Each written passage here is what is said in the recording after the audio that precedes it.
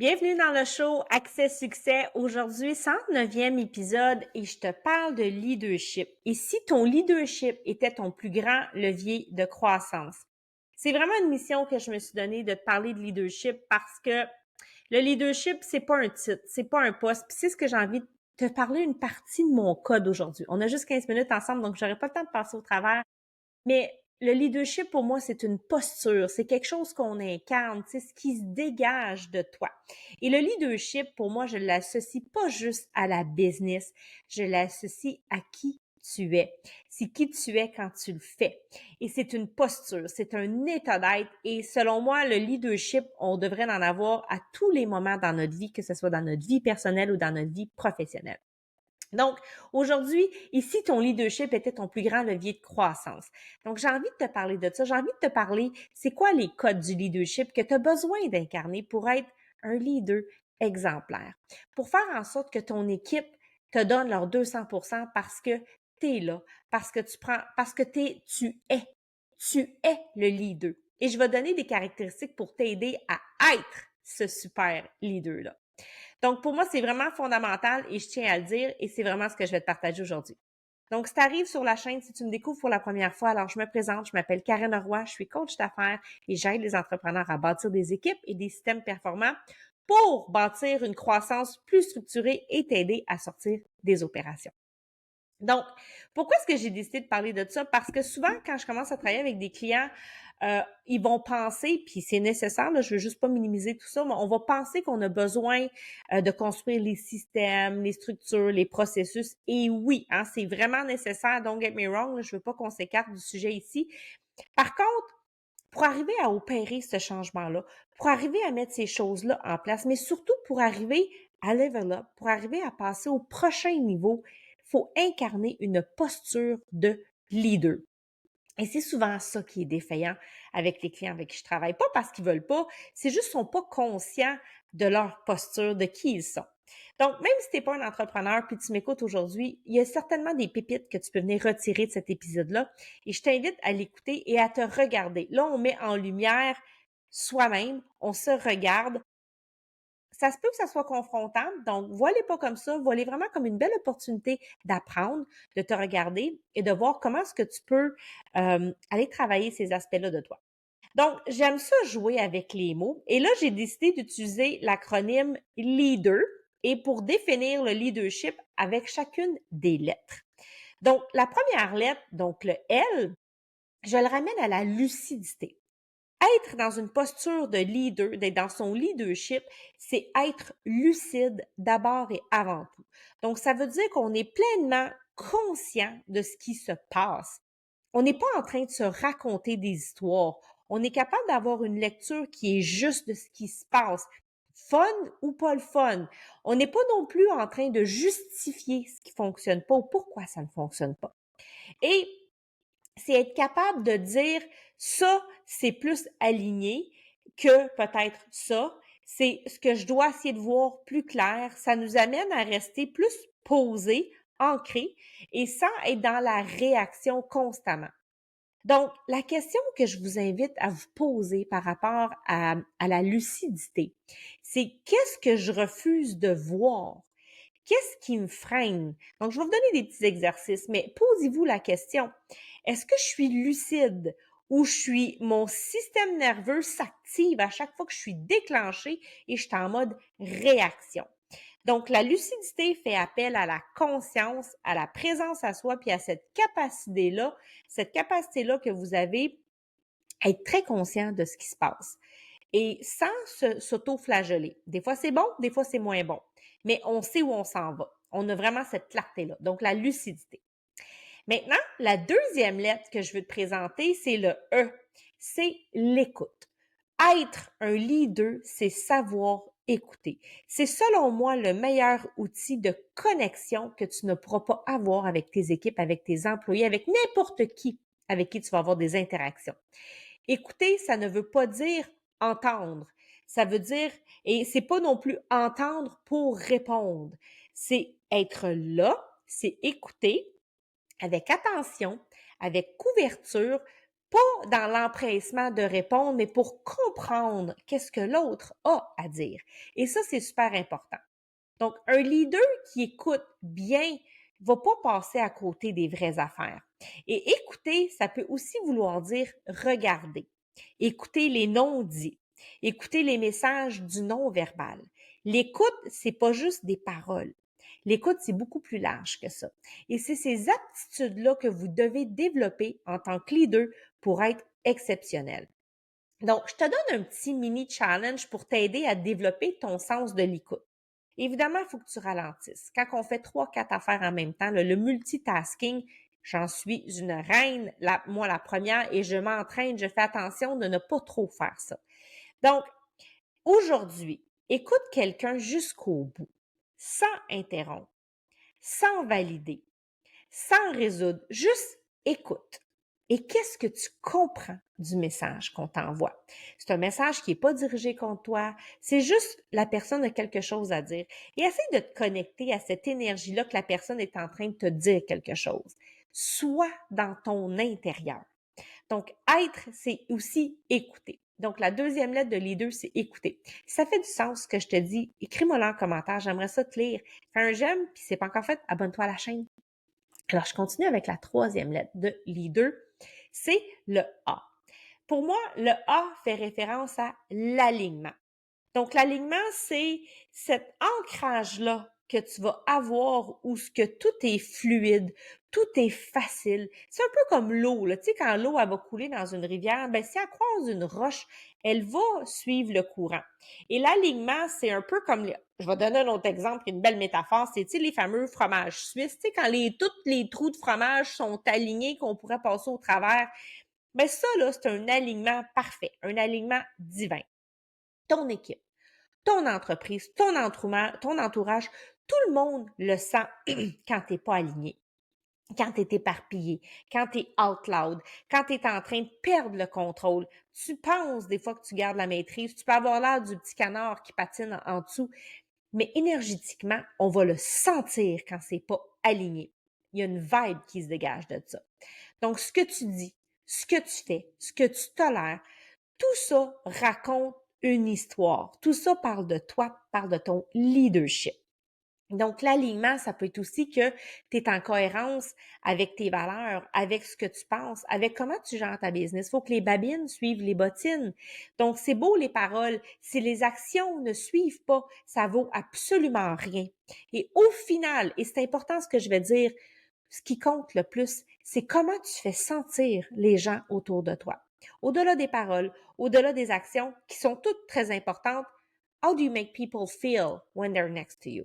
Et ça, là, ça n'a pas de prix. Et c'est ce qui va faire la différence entre ta posture de leader, entre comment tu vas avoir de l'impact et comment les gens vont t'apprécier. Ils vont tout te donner. C'est comment tu vas les faire sentir. Donc ça, c'est le A, c'est l'alignement. Maintenant, le D. Un leader, ça prend des décisions. Donc, avoir du leadership, c'est savoir décider. Et là, on ne décide pas sous l'impulsion. On mesure, on regarde nos données, on se base sur l'expérience et on prend des décisions calculées. Mais même quand c'est flou, même quand c'est inconfortable, puis en fait, surtout quand c'est flou et inconfortable, il faut prendre des décisions parfois et ça se peut que ça soit dans l'incertitude. Ça fait partie de la posture de leader. Si tu n'es pas capable de prendre des décisions, ne serait-ce même pour que décider qu'est-ce qu'on va manger pour souper, là, c'est à travailler, là. Tu sais, c'est que ça, c'est du leadership aussi. Donc, c'est pas de mouvement sans choix clair. Des fois, il va y avoir de l'incertitude, comme je disais. Donc, on prend des décisions. Et avec le risque, il va peut-être y avoir des erreurs. OK, il y aura des erreurs. Mais il faut décider. Donc, une petite question punch. Quelle décision j'évite de prendre? Et là, allez visiter un petit peu plus loin. Pourquoi est-ce que je veux pas prendre cette décision-là? C'est-tu parce que j'ai peur d'être rejetée, j'ai peur de pas être aimée, j'ai peur de déplaire, hein? Je veux pas que les gens m'aiment pas, je veux pas insatisfaire autour de moi. Tu sais, puis j'ai vécu cette situation-là pas plus tard que ce matin avec un client. On qui n'osait pas peut-être assez s'affirmer parce qu'il voulait l'unanimité, il voulait plaire à tout le monde dans un contexte de choix de vacances. J'ai dit, c'est impossible. C'est impossible de plaire à tout le monde. Tu as une responsabilité à assumer et tu dois accepter qu'il il y en a qui vont être insatisfaits. Par contre, vous avez mis un cadre, vous le faites respecter et tu n'es pas responsable de la réaction des autres, mais tu es responsable d'appliquer ton cadre pour le plus grand bien de tous, y compris de ton entreprise, et de façon équitable et juste. Ça, c'est ton obligation. Ça, c'est ta façon d'agir. Maintenant, il y en a qui seront pas contents. Mais là, c'est une question de maturité là, de chaque personne et tu vas l'expliquer du mieux que tu peux. Donc, quelle décision j'évite de prendre? Parce que j'ai peur de qu'est-ce que ça implique de prendre cette décision-là. Et je le vois aussi souvent avec des entrepreneurs qui sont au bout du rouleau, sont en pleine croissance, sont complètement désorganisés, puis ils savent là, qu'ils ont besoin d'aide, mais ils ont peut-être peur d'investir parce que la peur mène le monde, là, tu sais. Donc, regardez ça droit dans les yeux. Regardez-vous. De quoi j'ai peur? Qu'est-ce que j'évite de prendre comme décision? Même dans votre vie personnelle, est-ce que j'évite de quitter une relation qui est toxique, puis qui me nuit, puis qui sape toute mon énergie? Posez-vous ces questions-là. Puis qu'est-ce que ça dit de vous? Ça parle toujours de votre leadership. Ça l'envoie une image. Même si c'est une image qui est non dite, ça l'envoie un message. L'autre E, je l'utilise pour l'énergie. Tout est énergie. C'est ton langage silencieux. C'est une vibe qui se dégage de toi. Véritablement, on dégage toute de l'énergie. On le voit dans le regard des gens, dans la façon de sourire, dans la façon de se tenir, dans l'énergie qui dégage quand ils parlent. Donc, ta vibe, elle devient celle de ton équipe. Ton équipe va toujours être le miroir de qui tu es. Donc, ton énergie, c'est super important. Si tu as plein de problèmes à la maison, puis que tu prends pas tes responsabilités pour les régler, va pas penser qu'en t'évadant dans ton équipe au travail, que ça va aller mieux. Au contraire, c'est comme le, je sais pas si vous vous rappelez Snoopy, là, tu sais, il y avait un des personnages là, qui marchait tout le temps avec une espèce de petit nuage noir au-dessus de lui, puis des éclairs. Sa vie, elle est tout le temps mal. Ben, il dégage ça. Puis ça fait que les gens ont pas envie d'être autour de vous. Donc, encore une fois, je répète ce que j'ai dit tantôt, c'est comment tu fais sentir les gens en ta présence. C'est ça le leadership. C'est ça la posture. Puis c'est là où ce que tu vas avoir le plus d'impact et c'est ton plus grand levier avec ton équipe. Donc, ton énergie, ça veut dire est-ce que tu manges bien? Est-ce que tu dors? Est-ce que tu t'entraînes? Est-ce que tu es au top de ta forme pour être d'attaque, là, tu sais, d'attaque pour affronter tes journées dans la meilleure vibe possible pour toi, pour que ça dégage autour de toi. Et crois-moi, tu vas attirer à toi ce que tu dégages. Donc, ta vibe, elle va devenir celle de ton équipe et ta fatigue devient leur anxiété parce que tu dégages quand tu es fatigué et tu es probablement anxieux toi-même et ton équipe va témoigner ça. Ils vont le ressentir. Ça va leur créer plus d'anxiété, plus d'insécurité. Et si tu as de la clarté, si tu es ancré, si tu es aligné, comme j'ai nommé, ça devient sécuritaire pour l'équipe. Donc, tout part de vous, de votre propre posture. Et je le dirai jamais assez, puis je continue à marteler ce message-là parce que c'est tellement important que vous compreniez ça. Puis tant mieux si vous prenez juste une petite bride aujourd'hui, je vais être super contente, ma mission est accomplie. Puis sinon, ben, ça rentrera au bon moment quand ça va être le temps de rentrer. Donc, concrètement, je te donne une action que tu peux mettre en place. Prends un moment pour scanner ton énergie aujourd'hui. Je suis comment? Je suis dans quel état? Je suis en colère? Je suis bien? Je me sens-tu pognée? Je suis insécure? Je vis-tu de la misère présentement? Est-ce que j'ai des problèmes financiers? Dans le fond, tu sais, comment est-ce que je suis? Dans quel état je suis à tous les jours quand je me lève? Puis comment je suis aussi avant de rentrer en rencontre, en interaction avec une personne et surtout si c'est quelqu'un de ton équipe. Alors, posez-vous ces questions-là. Alors, je termine avec la dernière lettre qui est le R, la responsabilité. Tu n'es pas responsable de tout, OK? Je veux que tu retiennes ça, je le répète, tu n'es pas responsable de tout. Mais tu es responsable de toi, de tes choix, de tes priorités, de tes décisions et de tes actions et de tes réactions. Puis, tu es responsable de l'ambiance, de l'environnement que tu vas créer autour de toi. Mais tu n'es pas responsable des événements extérieurs qui viennent à toi. Seulement ta réaction, c'est là ta responsabilité. Donc, lâchez ce que vous ne contrôlez pas. Tombez pas dans la victime de « Ah, ben là, on sait bien, ça se passe comme ça, puis là, il est arrivé ça. » Vous êtes en train de vous victimer. Vous n'êtes pas en train de rester dans votre posture de responsabilité. Donc, face à une situation qui vous déplaît, face à une situation qui vous challenge, face à une situation qui vous dérange, là, ça vous irrite, ça vous fait chier pour pas le dire, je réagis comment? Elle est là, votre responsabilité. Donc, si tu veux que ton équipe soit responsable, tu dois avoir cette posture de responsabilité-là, toi aussi. On est humain, on n'est pas parfait, on s'écarte des fois. C'est normal, OK? L'important, c'est d'en prendre conscience puis de se ramener. Comment je peux me ramener dans ma responsabilité? Comment je peux régler la problématique pour m'assurer que je l'adresse de façon sécuritaire, de façon responsable, sans être un sauveur, sans être le bourreau, puis sans, tu sais, tomber moi-même dans l'histoire, parce que c'est ça le risque. Donc, je vous donne une question de feu, là. Où est-ce que je donne encore mon pouvoir à l'extérieur? Parce que être responsable, c'est s'approprier, c'est incarner, c'est prendre en main son propre pouvoir. Parce que tu as le pouvoir de décider, tu as le pouvoir de choisir, tu as le pouvoir de dire non. Tu as le pouvoir de faire ce qui est bon pour toi. D'abord et avant tout, c'est pas être égoïste, c'est être responsable. Tu as des problèmes dans ta vie, c'est ta responsabilité de t'en occuper. Tu as besoin de voir un docteur, va voir un docteur. Tu as besoin de l'aide d'une thérapeute parce que c'est difficile puis tu sens que tu es pris à quelque part puis tu sais pas comment t'en sortir, va chercher de l'aide, c'est ta responsabilité de t'en occuper. C'est pas aux autres de s'adapter à toi et de mettre des choses en place pour t'accommoder. Et ça, là, quand vous comprenez ça pour vous-même et que vous êtes capable de transférer ça, ces notions-là à votre équipe, c'est là qu'elle va se transformer et qu'elle va devenir autonome.